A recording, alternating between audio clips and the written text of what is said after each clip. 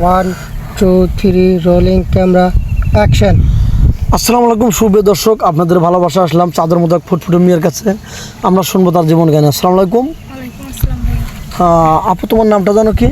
আমার নাম হচ্ছে দীপা। তোমার দেশের বাড়ি কোথায়? Home district? রংপুর লালমনিরহাট। তোমার ফ্যামিলিতে কে কে আছে? আমার ফ্যামিলিতে আমার বাবা নাই, আমার ছোট একটা ভাই আর আমার মা আছে। বড় অপর বিয়ে হয়ে গেছে।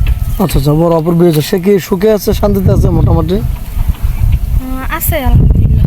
আচ্ছা, তোমার আম্মু কি করে? আমার আম্মু এখন একটু অসুস্থ, বাসায় আছে আর কি, বাড়িতেই আছে। তুমি কি করছো? আমি টেইলসের কাজ শিখতেছি।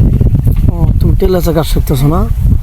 তো যাই হোক, আমাদের ভিডিওর সামনে কি জন্য আসছো? কোনো হেল্পের জন্য না বিয়ে শাদীর জন্য? বিয়ে শাদীর জন্য আসছি, যদি কোনো ভালো একটা মানুষ পাই তাহলে বিয়ে শাদী করবো। আচ্ছা, ভালো একটা মানুষ, এটা তুমি কিভাবে বুঝতে পারবা? এখন একটা মানুষের সাথে কথা বললে তো বোঝা যায়, তাই না? সে ভালো না মন্দ। আচ্ছা, তুমি পড়াশোনা করছো কতটুকু? এসএসসি পরীক্ষা দিতে পারিনি। অভাবের কারণে বা টাকা পয়সার অর্থ খুবই সংঘর্ষ ছিল, এই জন্য না? তো যাই হোক, তুমি কি ধরনের স্বামী চাচ্ছ? তোমার বয়সটা কত? আমার বয়স হচ্ছে 22। তাহলে কত বছর হলে তোমার সাথে মিস হতে হবে তোমার চিন্তাধারা? আমার বয়সটা কোনো ব্যাপার না, হচ্ছে আমি একটা ভালো মনের মানুষ চাই, যে যার সাথে আমি যার হাত ধরবো তার সাথে যেন সে হাত যেন মরার আগ পর্যন্ত না ছাড়ে, এই আর কি। আচ্ছা, তোমার বয়সটা বললে বয়স, তার বয়স যদি 30-35 হয়তো 40 হয়ে গেছে, তাতে কি তোমার আপত্তি আছে? না।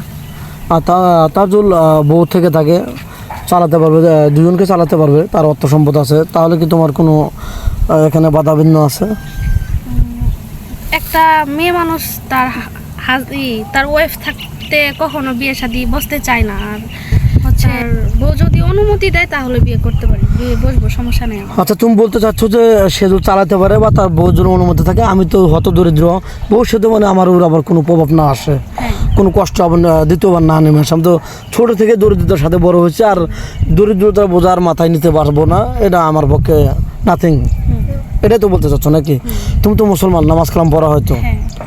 আচ্ছা, যাই হোক, কোনো যে ভিডিওটা পাবলিক হচ্ছে, দেশ বিদেশ থেকে দেখছে, কোনো প্রবাসী ভাই তোমাকে বিয়ে করে ওই যে তার সাথে নিয়ে যেতে চায়, তো তুমি কি যেতে রাজি আছে? মাকে তো যেতে পারবা এরকম?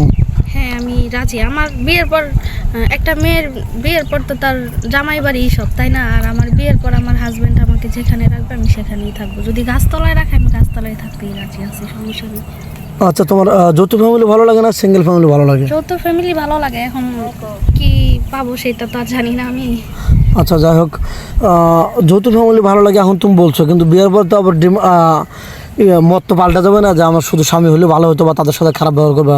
স্বামী থাকে উপবাসে, শাশুড়ি শ্বশুরের সাথে তুমি অনেক খারাপ ধরনের আচরণ করছো, এরকম কোনো করবা নাকি? এটা কখনো আশা করি না।